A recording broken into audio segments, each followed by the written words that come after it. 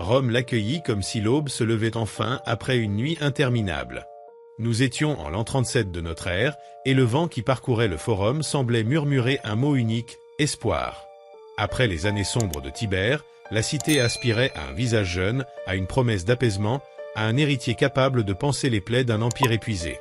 C'est alors qu'apparut Caius Julius César Germanicus, que le peuple appelait affectueusement Caligula, Petite Botte, surnom né de son enfance passée dans les camps militaires. Ce diminutif, jadis symbole d'innocence, allait bientôt devenir une ironie du destin. Le peuple, les élites et les soldats, nostalgiques de Germanicus, virent en lui le prolongement d'une lignée de gloire et de vertu. Quand le Sénat prononça son nom, Rome crut reconnaître un guérisseur d'âme, non un tyran, et imagina une restauration des anciennes valeurs. L'illusion était parfaite. La ville voulait croire que la violence passée n'était qu'une parenthèse, que la roue pouvait retrouver son centre. Mais l'histoire ne revient jamais en arrière, et la paix espérée n'est parfois que le prélude d'une tempête. Au début, le jeune prince sembla taillé pour régner. Sourire mesuré, clémence stratégique, spectacle populaire, tout servait à ranimer l'adhésion du peuple, confondant l'éclat de l'or avec la lumière du soleil. Puis survint un basculement, une maladie, un délire, une fièvre qui le frôla de près et le laissa changer. Les chroniqueurs parlèrent d'un tempérament altéré, d'un masque tombé, d'un regard nouveau, avide. Certains dirent qu'il s'était éveillé avec la certitude que tout et tous lui appartenaient. Le pouvoir, pour lui, ne signifiait plus gouverner mais posséder, et l'obéissance n'était plus un signe de loyauté, mais une forme d'humiliation. Peu à peu, la ville perçut les fissures, des plaisanteries blessantes, des caprices transformés en loi, une théâtralité inquiétante. Rome, éduquée dans la mesure, sentit le déséquilibre. Ce qui relevait jadis du respect devint un jeu de transgression. Les sages parlèrent de solitude, d'héritage familial maudit, d'un esprit hanté, d'autres invoquèrent les dieux pour expliquer l'inexplicable. Mais toutes ces raisons ne faisaient que lui offrir davantage de temps, et le temps est le plus fidèle allié du pouvoir lorsqu'il se déforme. Dans les demeures patriciennes, un malaise silencieux grandissait. Les banquets perdaient leur éclat, les regards se détournaient. Personne n'osait nommer la corruption naissante, car à Rome, nommer une chose, c'était l'invoquer. L'Empire traversait une porte invisible sans le savoir. Tout semblait inchangé, et pourtant, l'air n'était plus le même. Caligula commença à défier les fondations mêmes de la vie commune, brouillant les frontières entre autorité et intimité, entre commandement et profanation. Il transformait le pouvoir en spectacle, la honte en instrument, le rire en chaîne. Peu à peu, les Romains comprirent que leur souverain voulait non seulement régner sur leurs biens et leur corps, mais aussi sur leur silence. Car lorsqu'un dirigeant revendique le droit de définir ce qui est permis jusque dans la sphère privée, le gouvernement cesse d'être un ordre et devient une intrusion.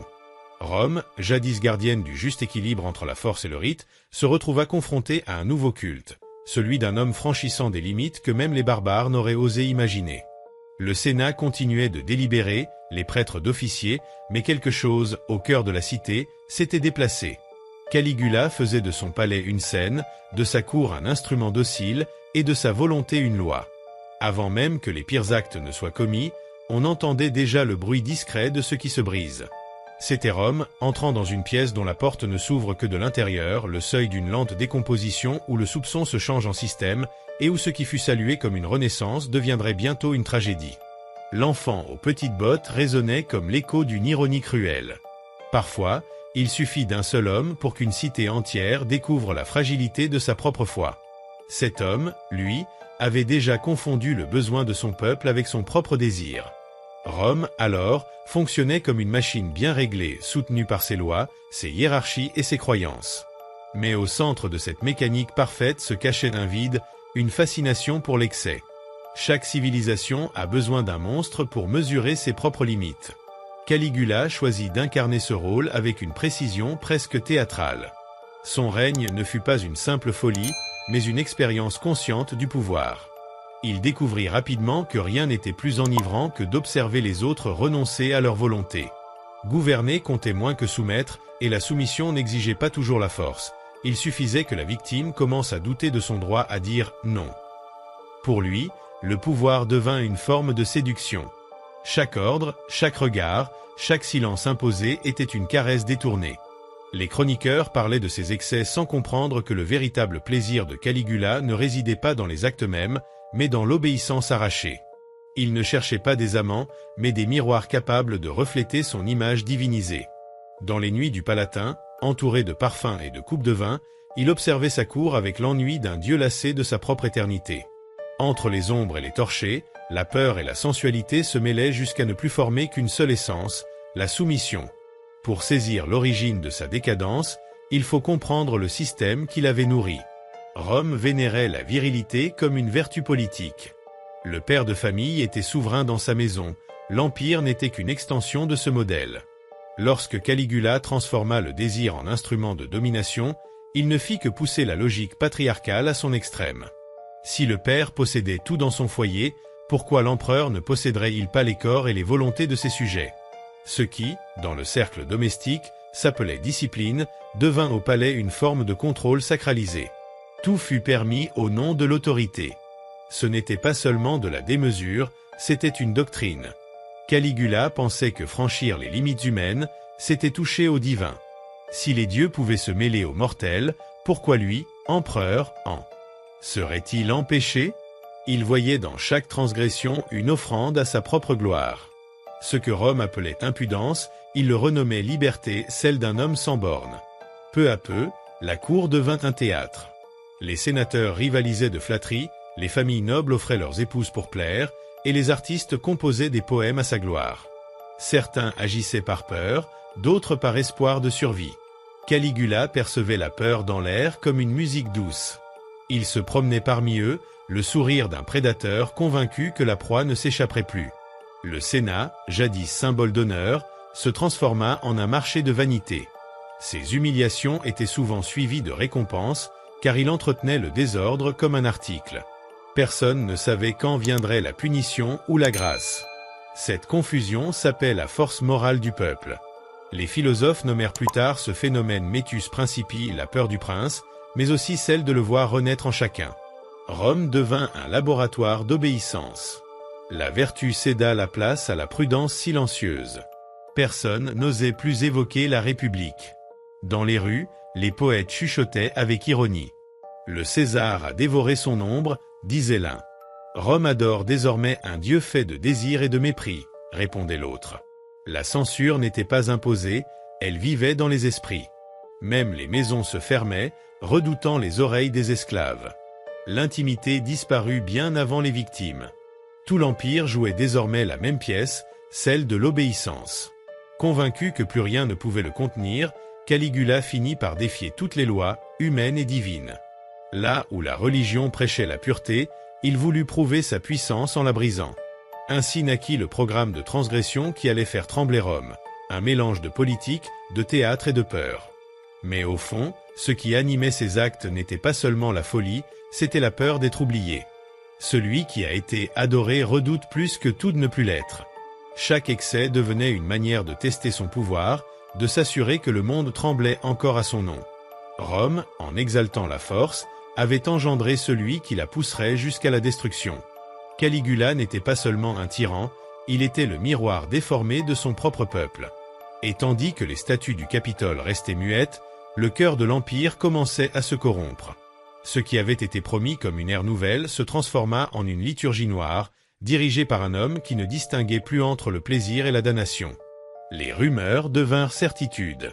On murmurait que l'empereur avait franchi le dernier interdit, mêlant son sang à celui de ses sœurs. Rome, qui avait inventé la pudeur publique, assista avec horreur à cette profanation. Ce qui aurait dû rester secret devint spectacle. Caligula, loin de cacher ses gestes, les exhibait. Ses sœurs étaient placées à ses côtés lors des cérémonies, parées comme des déesses. Ce n'était pas de l'amour, mais un symbole. Il transformait le tabou en instrument politique, imitant les dieux de l'Olympe pour légitimer ses actes. Drusilla, la plus proche, fut proclamée épouse impériale et même divinisée après sa mort. Rome comprit alors que quelque chose d'irréversible s'était produit. L'empereur avait voulu épouser l'éternité elle-même. Ce scandale n'était pas qu'une faute morale, il était une rupture spirituelle. Car en détruisant la famille, Caligula avait détruit le cœur moral de l'Empire. Les matrones se voilaient le visage devant ces statues et les citoyens chuchotaient dans les rues. Tous savaient que Rome, désormais, avait perdu son âme. Les sénateurs baissèrent les yeux, partagé entre la répugnance et la peur. Caligula le savait et en tirait un plaisir secret.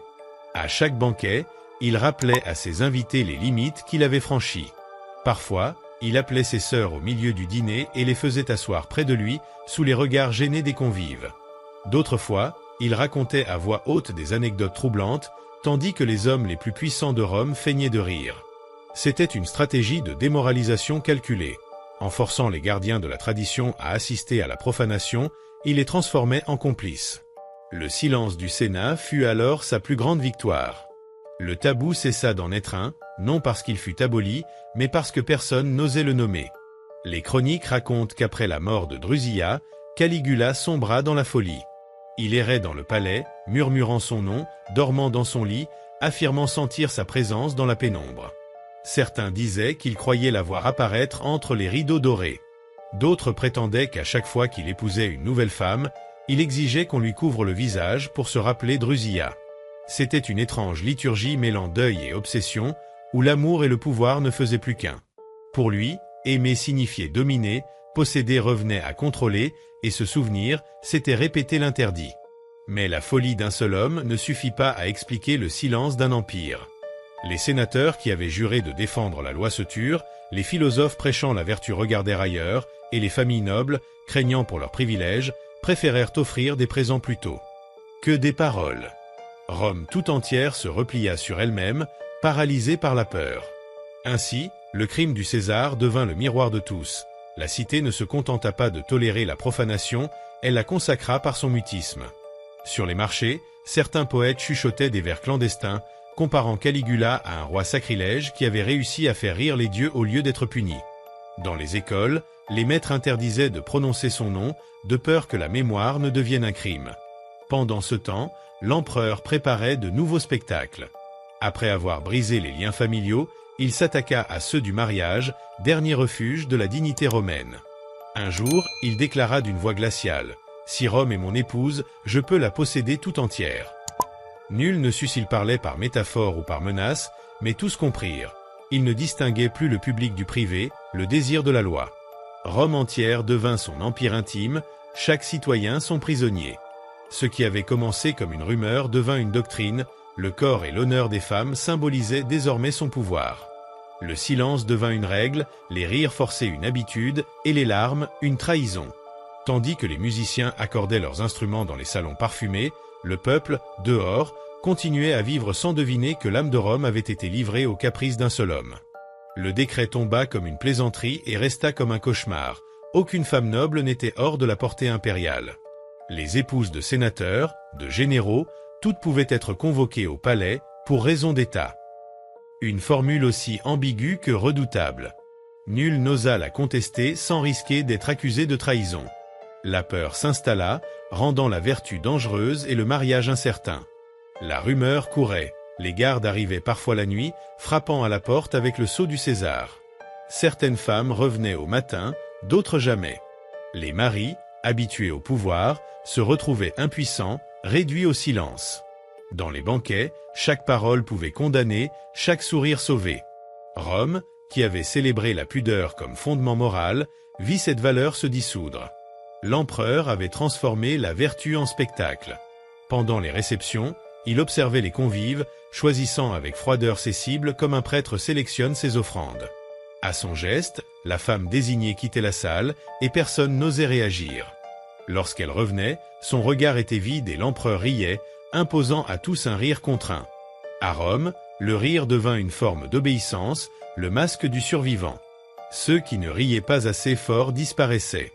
Un philosophe exilé écrivit plus tard « Quand le pouvoir bafoue la pudeur, il ne détruit pas seulement la victime, mais la conscience de ceux qui regardent. » Caligula ne cherchait pas tant le plaisir que la propagation de la honte. Il voulait que cette honte soit collective, que chaque silence devienne complicité. Ainsi, il fit de la peur son arme la plus efficace. Les sénateurs se turent, leurs épouses devinrent le reflet de leur impuissance. Les temples restaient ouverts, les sacrifices se multipliaient, mais les dieux eux-mêmes semblaient se taire. Un soir, devant des ambassadeurs étrangers, il fit venir l'épouse d'un consul absent et, après l'avoir humiliée publiquement, renvoya la femme à son mari en déclarant que sa loyauté avait été mise à l'épreuve. Le lendemain, le consul remercia le César. L'honneur venait de mourir à Rome. Dès lors, les femmes se cachèrent, les hommes se turent, et les banquets se transformèrent en mascarade. La peur s'insinua dans chaque foyer, et beaucoup préféraient se convaincre que tout cela relevait d'une volonté divine. Caligula, lui, observait son œuvre, il ne cherchait plus à posséder des corps, mais à briser des liens. Chaque humiliation devenait une pierre arrachée aux fondations morales de l'Empire. Rome n'était plus qu'un théâtre dont il était le seul acteur véritable. Pourtant, au cœur de son empire, la solitude grandissait.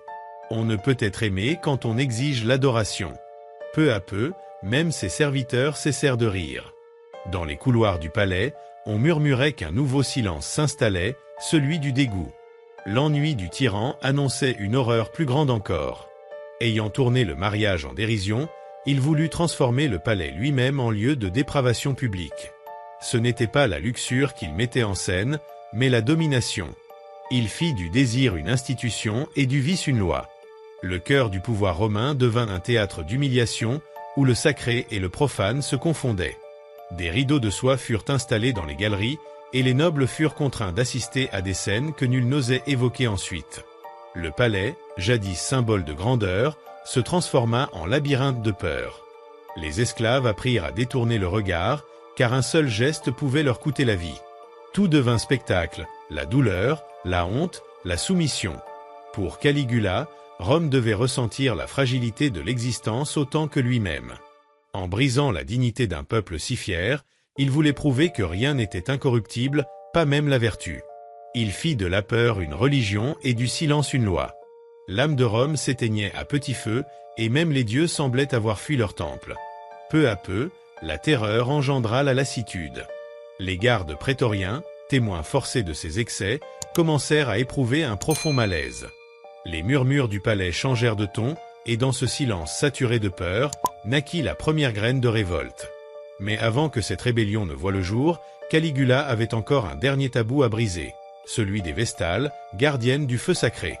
Il rêvait de souiller même ce symbole de pureté. À Rome, rien n'était plus sacré que ces femmes choisies parmi les familles les plus nobles pour veiller sur le feu de Vesta, flamme de l'Empire. Tant qu'il brûlait, Rome vivait. Et si un jour il s'éteignait, l'Empire tout entier serait condamné. Le nom de Caligula à lui seul ne suffisait pas à décrire l'ampleur de ce qu'il fit. Il ne recherchait pas uniquement la jouissance ou l'excès, mais voulait remodeler l'ordre moral de l'Empire. Le cœur du pouvoir romain devint sous son règne une scène d'humiliation collective, où les apparences se mêlaient à la politique et la crainte au devoir. Il fit du palais un théâtre de soumission, où les plus puissants étaient contraints de se plier à ses caprices. Personne n'osait désobéir, car la peur était devenue la loi. Les couloirs jadis symboles de grandeur résonnaient désormais de rires forcés et de silences lourds. Les marbres polis sentaient la sueur, et les serviteurs, témoins impuissants, apprirent à détourner le regard pour survivre. Caligula, persuadé de posséder un droit absolu sur les siens, observait ce qu'il appelait l'ordre nouveau, persuadé de créer une œuvre politique. Pour lui, tout devait être soumis à sa volonté, même la dignité. Certains chroniqueurs le décrivirent plus tard comme un homme obsédé par le contrôle total, d'autres comme un esprit malade qui transformait la domination en instrument d'autorité. Quelle qu'en soit la cause, les effets furent dévastateurs. Il détruisit l'âme morale de Rome.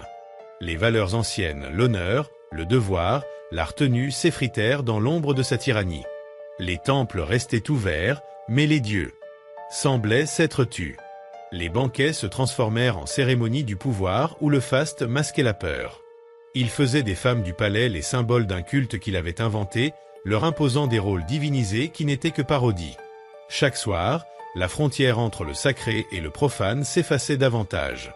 « Si les dieux gouvernent les hommes, pourquoi ne gouvernerais-je pas comme un dieu ?» disait-il, une phrase qui glaça la ville entière. Le scandale se propagea jusqu'aux provinces. Les philosophes d'Alexandrie le raillèrent, les prêtres de Judée le condamnèrent, et les Grecs le comparèrent aux héros maudits des tragédies antiques. Mais à Rome, nul ne protestait. La peur avait colonisé chaque respiration. Les familles puissantes détournaient le regard, les serviteurs enterraient les rumeurs. La honte se transmettait comme un héritage silencieux.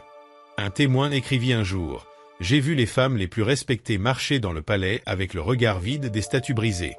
Même leurs larmes appartenaient à César. » Ces mots résument mieux que toute chronique la résignation d'une ville qui n'osait plus parler. Caligula avait inventé une forme nouvelle de domination, faire du déshonneur un outil politique. Plus il abaissait les siens, plus il affermissait son trône. Le Sénat n'était plus qu'une ombre, votant non plus sur les guerres, mais sur la manière d'applaudir. Dans les rues, les citoyens parlaient par métaphore, évitant tout mot dangereux. Rome avait appris à survivre dans le mensonge. Pourtant, dans les couloirs saturés de luxe et de peur, un autre sentiment naissait, la lassitude. Les gardes fatigués de surveiller, les serviteurs éreintés de feindre, les esprits usés de se taire. L'horreur prolongée finit par se transformer en ferme de révolte.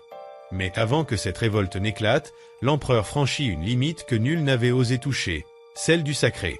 Il tourna son attention vers les Vestales, gardiennes du feu éternel, symbole de pureté et de continuité de Rome. Ces femmes représentaient ce que l'Empire avait de plus inviolable. Pourtant, Caligula décida que rien ne devait échapper à sa main, pas même le divin.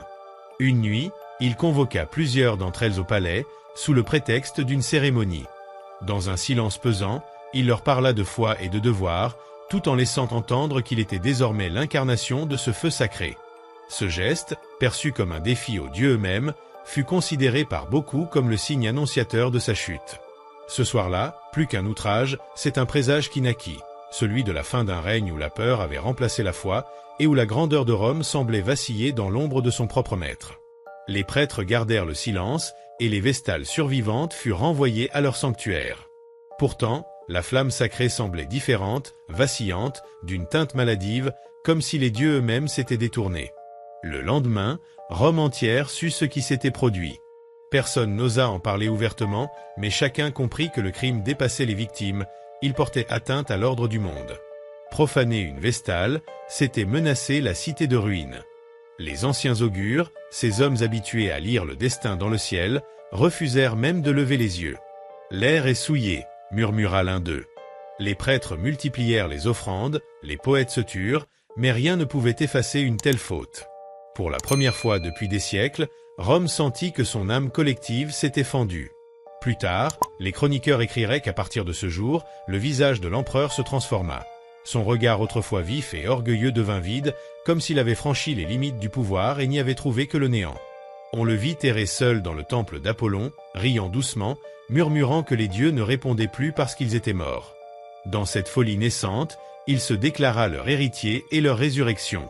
Il ordonna de remplacer les visages des statues divines par le sien, obligeant prêtres et citoyens à lui rendre hommage comme à une divinité vivante. Ce qui n'avait été qu'un excès devint une doctrine, la vénération de soi. Ce culte nouveau transforma l'érotisme en théologie, la peur en foi. Dans chaque temple où il entrait, il imposait sa présence comme celle d'un dieu incarné. Le Sénat, paralysé, valida des décrets le proclamant « Seigneur et Dieu ». Le peuple, incapable de s'y opposer, répétait des prières qu'il ne croyait pas. Pourtant, sous cette obéissance de façade, un malaise grondait. Beaucoup pensaient que les dieux avaient abandonné Rome. La sécheresse ravageait les champs, la mortalité augmentait, les éclairs tombaient sur les temples anciens, signe que la colère céleste s'éveillait. Les mères disaient à leurs enfants que les dieux pleuraient pour les Vestales. Dans l'ombre, les philosophes murmuraient que la cité n'était plus une communauté, mais le corps d'une bête consumée par son propre désir. Le feu de Vesta, bien qu'il brûlât encore, était devenu le symbole d'une résistance muette. Les Vestales survivantes priaient sans espoir, simplement pour rappeler qu'une frontière morale subsistait. Mais l'empereur voulait plus, il voulait que la peur devienne coutume, que l'adoration soit instinctive. Ainsi naquit le culte impérial. Sur le forum, des statues à son image, coiffées de foudre, furent dressées comme de nouveaux Jupiters. Les places accueillirent des fêtes en son nom, et les temples furent gravés de son effigie. Les prêtres simulaient la ferveur, les citoyens la piété. Rome se transforma en une liturgie sans âme, un théâtre sacré dédié à un seul homme convaincu que l'éternité lui appartenait. Mais les dieux, même silencieux, n'avaient pas disparu. L'air semblait chargé d'une vengeance ancienne, les éclairs se rapprochaient, les songes se peuplaient de signes. Les gardes se regardaient avec crainte, le feu sacré murmurait une menace. Quelque chose se fissurait dans l'ordre impérial, une fracture invisible prête à devenir un châtiment. Car en profanant les Vestales, l'empereur avait signé sa propre condamnation. À Rome, Tout pouvait être pardonné, sauf l'offense aux dieux. Et celui qui se croyait divin avait détruit la foi même qui soutenait son pouvoir. Quand un homme efface toutes les limites, il ne lui reste plus qu'à inventer ses propres chaînes. Dans sa folie, il transforma Rome en un immense théâtre. Les rues devinrent des processions, les temples des scènes, et les citoyens des acteurs. Il apparaissait tour à tour sous les traits de Jupiter, d'Apollon ou de Vénus, persuadé qu'il incarnait toutes les formes et tous les pouvoirs. Les statues des anciens dieux furent décapitées pour recevoir son visage. Ceux qui refusaient de s'incliner étaient accusés de trahison. Le Sénat, dans un dernier acte de soumission, le proclama Seigneur et Dieu de Rome. Des cortèges furent organisés où des enfants portaient des torchets à son nom, tandis que les musiciens chantaient « Caligula, Père de la lumière éternelle ». Le peuple applaudissait non par foi, mais par peur, car dans cet empire où le silence valait la mort, même l'écho des prières semblait trembler. Même les documents officiels furent datés au nom divin de Caligula. Le temps lui-même semblait lui appartenir. Sous la surface de ce culte imposé, la peur se transforma peu à peu en dégoût. Les habitants de Rome ressentaient une fatigue morale, une lassitude profonde, comme une maladie de l'âme. Nul ne croyait vraiment en la divinité de l'empereur, mais tous faisaient semblant. La cité tout entière respirait le mensonge. Les mots perdirent leur valeur, la vérité devint un risque mortel. Caligula se plaisait dans cette hypocrisie générale. Son plaisir ne se trouvait plus dans les corps, mais dans la domination des esprits. Il voulait savoir jusqu'où l'être humain pouvait se déformer avant de se briser. Durant les audiences, il ordonnait parfois aux sénateurs de le prier à voix haute, observant leur tremblement avec un sourire glacial. Celui qui hésitait était accusé d'hypocrisie et condamné. L'obéissance devait être totale. Un jour, lors d'une cérémonie au temple de Jupiter, il monta sur l'autel vêtu d'une tunique pourpre et fit remplacer la tête d'une statue de Zeus par la sienne, déclarant « Maintenant, Rome parlera à un seul Dieu ». Le silence qui suivit glaça la foule. Les prêtres s'agenouillèrent, les soldats baissèrent leurs armes, et tous comprirent que la cité n'appartenait plus à un dieu, mais à un seul homme. Dans son délire, Caligula alla jusqu'à nommer son cheval consul, lui fit bâtir une écurie de marbre et lui offrit des serviteurs. Les sénateurs durent assister à des banquets où l'animal, couvert de pourpre, occupait la place d'honneur. C'était sa vengeance contre l'aristocratie. Un jour, levant sa coupe, il dit « Si mon cheval peut gouverner, c'est que je suis plus qu'un homme. Je décide de ce qui mérite le respect. » Ce jour-là, la folie devint panique. L'empereur ne se moquait plus seulement du Sénat, mais de la raison elle-même. En inversant toutes les valeurs, il faisait de Rome un miroir déformé où chacun voyait sa propre corruption. À chaque applaudissement, le peuple confirmait sa déchéance. Caligula avait compris avant l'heure que le pouvoir le plus absolu n'est pas celui qui soumet les corps, mais celui qui force les âmes à mentir. Bientôt, des signes inquiétants apparurent. La foudre tomba sur le Capitole, des corbeaux tournèrent autour du forum, et même les prêtres refusèrent d'en donner l'interprétation. Dans les couloirs du palais, les murmures de complot se multiplièrent. L'un des officiers de la garde prétorienne, Cassius Chaerea, homme discipliné mais humilié à plusieurs reprises, décida d'agir. Les moqueries de l'empereur avaient transformé sa patience en arme. Ce ne fut pas un acte de gloire, mais de désespoir. Tous savaient que s'ils échouaient, ils mourraient avec leur famille. Mais Rome avait atteint la limite de la peur. Le 24 janvier de l'an 41, Caligula se rendit à un spectacle privé dans un théâtre souterrain. Les conjurés l'attendaient dans une galerie. Quand l'empereur passa, un soldat fit semblant de trébucher. Chaerea profita du moment pour frapper. Les lames jaillirent de toutes parts, la rage accumulée pendant des années éclata en un instant. L'empereur tomba, blessé de toutes parts, son sang se mêlant à la poussière du marbre. Son épouse et sa fille furent également tuées pour éviter tout héritier. Le silence qui suivit fut absolu. « Le Dieu est mort », murmura l'un des gardes. Rome venait de tuer son maître, mais aussi son propre reflet. Le peuple hésitait entre la joie et la crainte. Le Sénat se réunit en hâte, certains louant l'empereur défunt, d'autres se réjouissant de sa fin. Bientôt, Claude, l'oncle de Caligula, fut proclamé empereur, perpétuant la lignée julio-claudienne. Le tyran était mort, mais non la corruption qui l'avait nourri. Les temples rouvrirent, les jeux reprirent, et Rome sembla retrouver son éclat, bien que son âme restât marquée. On disait que les nuits d'orage, On entendait encore un rire dans les couloirs du palais. Caligula était devenu un mythe, le symbole d'un pouvoir dévoré par sa propre folie. Sa chute révéla une vérité amère. Il ne suffit pas d'un tyran pour détruire une civilisation, il faut aussi le silence de ceux qui l'acceptent. Car le mal ne triomphe pas seulement par la cruauté, mais par la complaisance. Rome avait survécu, mais elle avait perdu son innocence. De cette obscurité naquit une leçon. Le pouvoir absolu ne détruit pas seulement ceux qu'il gouverne, mais aussi celui qui le détient. Caligula voulut posséder l'âme de Rome et finit par perdre la sienne. Son nom demeure un avertissement, rappelant à chaque époque que le pouvoir sans limite transforme les hommes en ombre et les empires en ruine.